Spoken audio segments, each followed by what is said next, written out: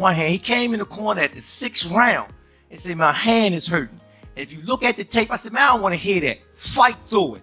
That looked like a submission. You know what I mean? Check this out. Cal, you guys calm down. Listen to me.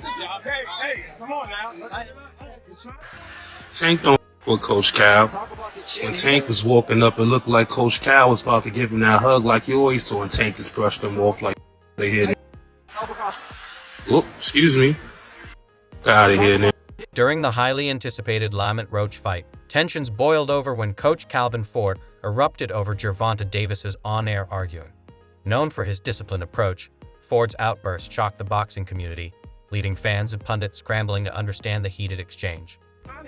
All the people that say I be spreading false narratives and I don't know what I'm talking about, Tank don't Coach Cal. You can see it. Look, check it out. Cal, you guys calm down. Listen to me.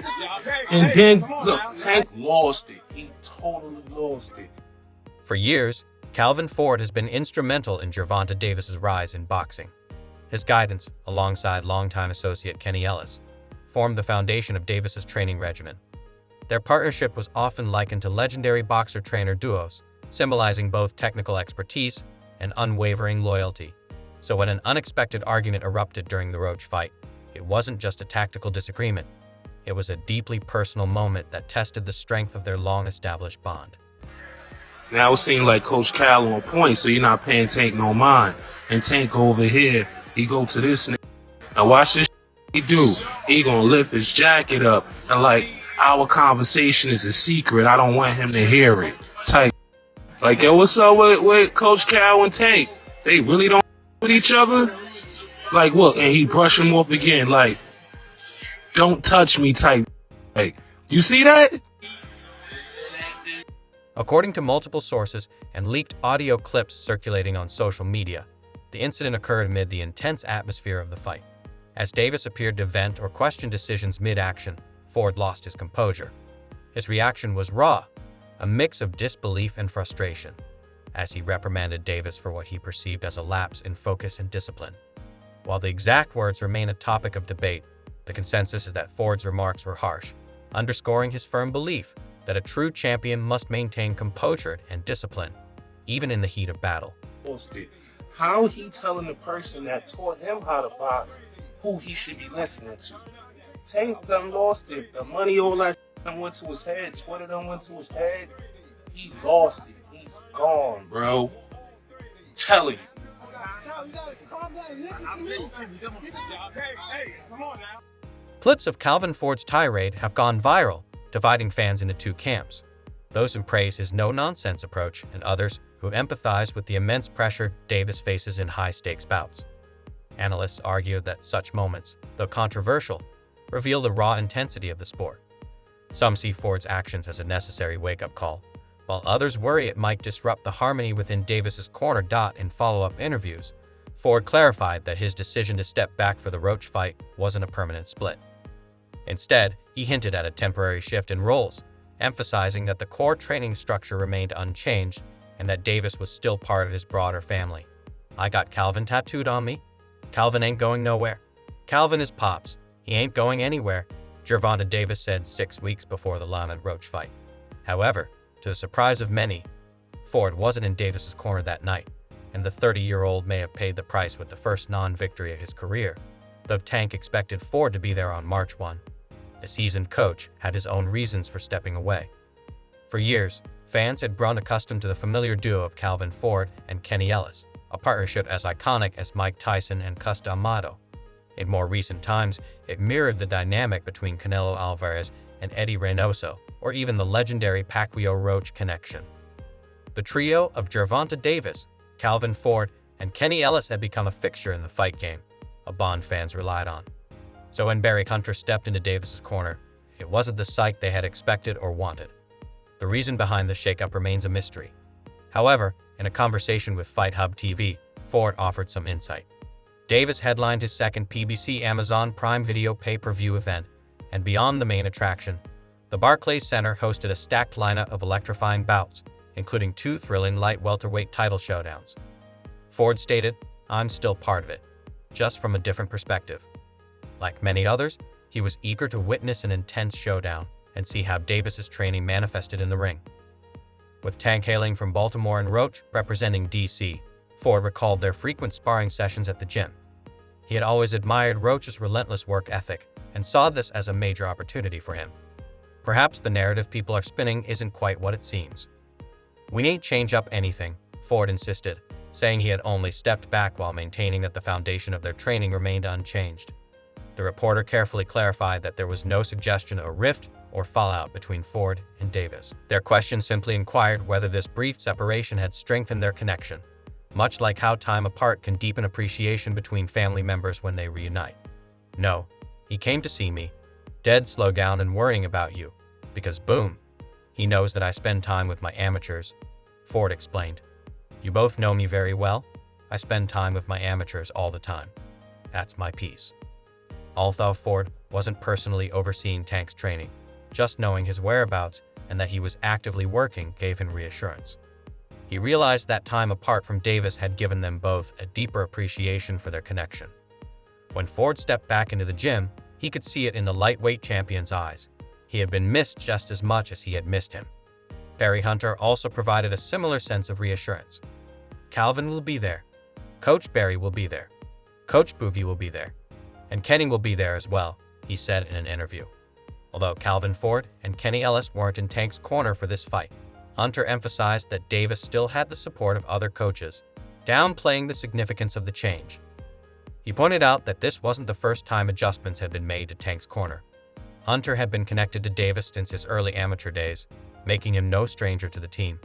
Like Ford, he acknowledged how the internet is often a breeding ground for misinformation, with people quick to assume without understanding the full picture. Hunter reinforced that to him. Tank is more than just a team. It's family. Therefore, supporters can be confident that this appears to be a brief change that may revert to its previous structure when Gervonta Davis returns in a few months. However, this explosive episode serves as a reminder that even the most successful teams are not immune to internal friction. For Davis, the incident could prompt a period of introspection, ensuring that passion in the ring doesn't spill over in a way that compromises performance. For Ford, it's an opportunity to reassert his authority and commitment to the discipline that has driven his fighter's success. In the intense realm of professional boxing, moments like these are as unpredictable as they are inevitable. Calvin Ford's fiery response isn't just about a single incident. It underscores the high stakes and razor-thin margins that separate victory from defeat. Whether this will lead to long-term changes in Davis' approach or simply be a minor bump in an otherwise storied career remains to be seen. But one thing is certain: the passion, loyalty, and occasional volatility behind the scenes continue to fuel the drama that makes boxing one of the world's most riveting sports. Roger never got Trainer of the Year when Floyd was Fighter of the Year. Yeah. His dad never got Trainer of the Year. So, I've been openly expressing that. And I think it's time that Calvin gets his just due. Yeah. During his battle with Lamont Roach, Gervonta Davis took a knee, but the referee did not declare it a knockdown, allowing Davis's team to use a towel to wipe his eyes. The bout ended in a majority draw, with two judges scoring at 114 to 114, and the third narrowly favoring Davis at 115 to 113. However, a single knockdown by Roach could have tipped the scales in his favor, securing him the victory if everything else had played out the same way. The New York State Athletic Commission, NYSAC, relied on the referee's in-ring judgment, citing a technical issue that prevented them from using a replay within the allotted time for review. Davis claimed he voluntarily took a knee because oil from his hair was dripping into his eyes. While the commission did not mention the possibility of overturning the outcome, it stated that it aims to ensure such technical issues do not occur again, preventing delays in ringside instant replay feeds. Davis retained his WBA lightweight title after the hard-fought draw, but the result immediately sparked demands for a rematch against WBA super featherweight champion Roach, the underdog who had defied expectations from the opening bell. Roach representatives have since issued a legal notice to the NYSAC, demanding that his majority draw against Davis be overturned. Roach's attorney, Greg Smith, formally petitioned the NYSAC, urging them to declare his client the rightful winner. The letter contends that a knockdown should have been acknowledged and further argues that Davis risked disqualification when his trainer, Calvin Ford, stepped onto the ring apron and wiped his fighter's face just moments after he took a knee. Dan Rafael of Fight Freaks Unite was the first to break the story, revealing that the legal petition claims Davis' actions, turning away mid-round, walking to his corner, and partially exiting the ring, were a clear indication that he had retired or quit the match. The letter further states, Mr. Roach is confident that the commission will agree with the millions who have seen the fight and determine that Mr. Roach is the true winner of the bout, either via TKO due to Mr. Davis removing himself from the fight, by disqualification for carrying an illegal irritant into the ring, or via decision after scores are adjusted to reflect the knockdown. The ring confirmed on Sunday that WBA President Gilberto Mendoza intends to push for a rematch between Davis and Roach. Both fighters have already expressed their eagerness on social media, making it clear they are ready for a second showdown. Following the fight, a representative from Team Davis reportedly reached out to Top Rank to explore a potential showdown with Vasily Lomachenko later this year. However, given the growing controversy and public demand, all signs point to Roach securing a lucrative rematch before any other developments unfold. You know something funny? When we was talking in like the 12th round, I think the 12th or 11th, we was talking right? But he like, you ain't gonna win. I said, why not? What you talking about? He like, they ain't gonna give it to you. I said, oh, is that right? So, you know, that's how boxing work. It's sad to say, you know, that's how boxing work. I'm not like totally upset. I figured with a superstar, you won't get too much on paper. But I damn sure thought I had it. Especially when they announced the score for him. I was like, oh, they gonna give me a split decision win. I was like, oh yeah. I was like, oh shit, here it go. But as soon as I heard that 114, I was just like, damn, alright, it's over with. So yeah, man, it's just crazy. I ain't gonna lie. Like it's okay. We gonna run it back. The allegations surrounding the controversial fight are far from the end of the narrative. According to a formal letter, Calvin Ford, Gervonta Davis' trainer, allegedly violated the rules by wiping Davis' face, an action that could have led to disqualification. Roach's attorney contends that if referee Steve Willis had properly ruled the knockdown, Roach would have secured victory by decision. Whether this argument will persuade the New York State Athletic Commission, NYSAC, to overturn the fight's outcome remains uncertain. Both fighters have expressed interest in a rematch, but the timing remains unclear. However, the bigger question is how others in the boxing world perceive Davis's controversial knee. Davis and George Kambosos Jr. have frequently exchanged heated words on social media, making it evident that their rivalry is personal. When Davis's latest fight ended in controversy, Kambosos wasted no time weighing in. Ouch, there goes the perfect record. That was a knockdown that ultimately made the difference, Kambosos stated. He clarified that, in his opinion, the knee should have been ruled a knockdown and had a major impact on the fight. He further taunted Davis, saying, "The dwarf had to go at me for my losses to Haney and Loma. Time to look at yourself, wonky tanky. Great work, Roach. Respect. Tanky, the jig is up. It seems Davis just can't catch a break. Whether the appeal changes anything remains uncertain, but if it does, his career could face a serious setback." The decision has sparked outrage across the boxing world, with fans and analysts alike voicing strong opposition to the referee's call. The backlash has been so intense that the NYSAC is now actively re-examining the ruling. Meanwhile, Lamont Roach appears unfazed, confident that the final verdict will swing in his favor. On Monday, Roach took to X to share an update on the NYSAC's ongoing investigation. Though the Washington native is eager for a rematch to prove himself, he's not opposed to an official review, one that could not only refine his record, but also deliver the justice he seeks. Judging by his tone, he seems certain that the outcome will be in his favor. He wrote, "Word round the block, y'all favorite fighter is 31-1, not 31-0, implying that insider sources have told him the NYSAC review may work in his favor. If the commission rules against Davis, it could mark his first professional loss since his debut over a decade ago." Roach, aware of the stakes, understands the significance of such a decision. If the fight result is overturned, he would officially become a two-time, two-division champion, having already secured the WBA super featherweight title in 2023. A reversal by the NYSAC would also place Davis's WBA lightweight belt in his hands. catapulting Roach into stardom as the only fighter to ever defeat the Maryland native. Although Roach is optimistic, the commission has disclosed its reasoning behind not ruling Davis's kneeling as a knockdown. A NYSAC spokesperson explained to ESPN that a technical issue prevented them from reviewing the 9th round incident in real time. During the round in question, following the commission's request for the replay video, there was a technical issue preventing the commission from receiving it within the allotted time for review, the spokesperson claimed. This glitch couldn't have come at a worse time. Because of it, the referee's in-ring decision stood, and the fight continued as if the knockdown never happened. Had the NYSAC been able to review the replay, the outcome might have shifted against Gervonta Davis, possibly marking a loss on his record. Instead, it was Lamont Roach who was denied his moment of victory.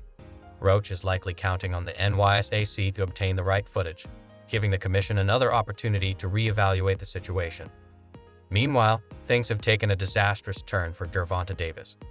The fallout from the March 1st bout hasn't just dented his reputation as a dominant force, it's also casting a shadow over his legacy. Didn't get what the decision I want, but we didn't get a loss either, so I felt like I won it, the last couple rounds, so it's cool. Lamont is a great fighter. Hopefully I can get that rematch because I know what I can do in a fight, but it's cool. On Tuesday, Dan Raffel of Fight Freaks Unite revealed that Greg Smith, the legal representative for Lamont Roach Jr., has formally petitioned New York State Athletic Commission, NYSAC, Executive Director Matt Delalio in a 4-page letter. Smith urged the NYSAC to overturn the majority draw and award Roach Jr. the victory. The commission has acknowledged the controversy, stating that it is actively reviewing referee Steve Willis's contentious 9th round call. According to the NYSAC, technical difficulties prevented an immediate reassessment of the decision, further fueling the storm of reactions. Claressa Shields, who has had a contentious history with Gervonta "Tank" Davis, shared her perspective on the fight's outcome. Responding to a question on whether the bout was judged correctly, Shields stated that the decision could have unfolded differently. Although Davis struggled against Lamont Roach Jr., she saw it as an off night rather than proof that he isn't the top-tier fighter. Shields speculated that outside factors, including his dispute with his corner and possibly the oil in his hair, might have influenced his performance. The arguing with his corner and grease in his hair didn't help, remarked the 2-time Olympic gold medalist. Despite the controversy, Shields maintained that Davis remains a formidable and highly skilled competitor. However, considering the judges' scores and the pivotal 9th round incident, she insisted that Roach Jr. deserved the victory. If one judge had Tank 115 to 113, and the others had it even at 114 to 114, I believe Roach won the fight because that knee he took was 100% a knockdown, she asserted. At the same time, Shields admitted it was a razor-close battle. Interestingly, another boxer who had been challenging Davis for a fight, Shakur Stevenson, was pleased with the result. The WBC lightweight champion took to X to reveal that he had made at least $20,000 betting on Lamont Roach Jr. When asked by Fight Hub TV who he thought won, Stevenson responded, "Lamont. We're going to see if the Tank fight happens for him. I'm the best fighter in boxing. I've been saying this. I think he got overconfident. He thought Lamont wasn't that good. I told everybody how I thought the fight was going to go, and it went exactly how I said." Stevenson was not alone in believing Roach Jr. won. Multi-division champion Terrence Crawford also made his stance clear after the match, arguing that Roach was robbed of victory. Crawford contended that the knockdown should have been called and referenced a well-known moment from Floyd Mayweather's career. In 2001, Mayweather briefly touched the canvas in the 6th round against Carlos Hernandez due to pain from an injured hand. The referee correctly administered a mandatory knockdown count, adhering to boxing regulations. Now, as Roach Jr. and his team pushed for the ruling to be overturned, Floyd Mayweather's uncle, Jeff Mayweather, has weighed in on the controversy. Speaking on the Mayweather channel, the legendary trainer voiced his dissatisfaction with how the fight was officiated. "If you go by the rules of boxing, it was a knockdown. That's what they're doing. They're boxing. So yeah, they're supposed to count it as a knockdown." The 60-year-old veteran also remarked that Roach Jr.'s strike lacked the power to knock Davis unconscious. "One thing in boxing is that there are shots people get hit with, and then there's a delayed reaction. I wouldn't say that was the case here because I don't think the punch was that big. it wasn't a knockout punch. But still, when you take a knee on your own, you're supposed to be penalized for it. The controversy erupted when Davis shocked the crowd by voluntarily taking a knee and heading toward his corner early in the 9th round. Despite what should have been ruled a knockdown, referee Steve Willis allowed the fight to continue. Not only did Willis refrain from starting a count, but he also issued Davis nothing more than a warning. This decision ignited widespread debate among boxing fans and experts. Jeff Mayweather also criticized Willis's officiating errors. I think the referee made quite a few mistakes. Once Tank did what he did, he started an 8 count, but then stopped in the middle of it. And then he allowed Tank's corner to assist him without permission. So yeah, there were a few things that were pretty bad in that fight, he remarked, expressing disappointment in the officiating. Since the bout, referee Steve Willis has faced intense scrutiny over his handling of the situation.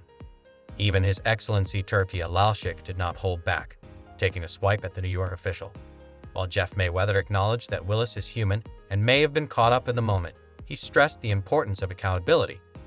You have to make him accountable for both of those situations because that's his job. The backlash from the boxing community has been significant. Claressa Shields took to social media to question the integrity of the officiating, tweeting, "How much they paying the ref? This is crazy." Ryan Garcia was also frustrated with the decision, posting on X, "Lamont won that. Not calling that knockdown is the most wild thing I've ever seen in boxing. That type of stuff makes boxing look bad." Meanwhile, Davis has maintained that he was unfairly stripped of victory, arguing that he was the rightful winner. "They took the fight from me and made it a draw because I took that expletive knee. But I landed the most punches in the fight. He didn't even hit me with a punch when I took the knee. I get it though, I shouldn't have done that. But that hair grease was burning my eyes," Davis wrote on X in what appears to be a now-deleted post. As the NYSAC continues to review the fight, the debate surrounding the decision remains heated. With fighters, trainers, and analysts all weighing in, the controversy has only intensified. Whether the ruling will be overturned remains to be seen, but one thing is certain: this bout will be remembered as one of the most contentious in recent boxing history.